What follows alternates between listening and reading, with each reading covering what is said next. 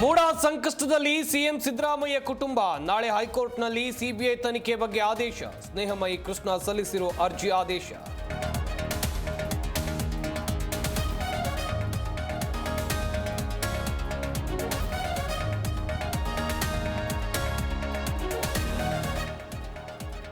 ಶ್ರೀಕಿ ನನಗೆ ಪರಿಚಯ, ಆದರೆ ಯಾವ ವ್ಯವಹಾರ ಇಲ್ಲ. ನನ್ನ ಅಕೌಂಟ್ಗೆ ನಯಾ ಪೈಸೆ ಕೂಡ ಬಂದಿಲ್ಲ. ಎಸ್ಐಟಿ ವಿಚಾರಣೆ ಬಳಿಕ ನಲಪಾಡ್ ಸ್ಪಷ್ಟನೆ.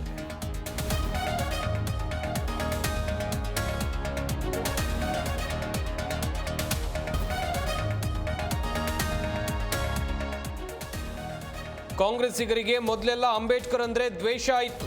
ಈಗ ಜೈ ಭೀಮ್ ಅಂತ ಹೇಳುವ ಸ್ಥಿತಿ ಬಂದಿದೆ. ರಾಜ್ಯಸಭೆಯಲ್ಲಿ ಮೋದಿ ವಾಗ್ಯುದ್ಧ.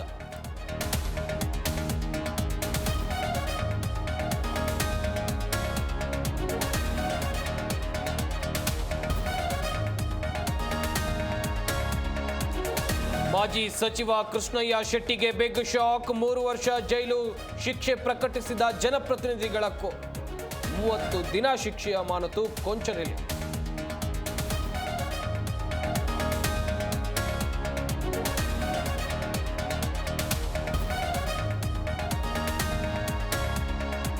ರಾಷ್ಟ್ರಪತಿ ಭವನದಲ್ಲಿ ಕಾಣಿಸಿಕೊಂಡ ಕ್ರಿಕೆಟ್ ದಿಗ್ಗಜ ದ್ರೌಪದಿ ಮುರ್ಮು ಭೇಟಿಯಾದ Sachin. Test cricket T shirt ಕೊಟ್ಟ ತೆಂಡೂಲ್ಕರ್.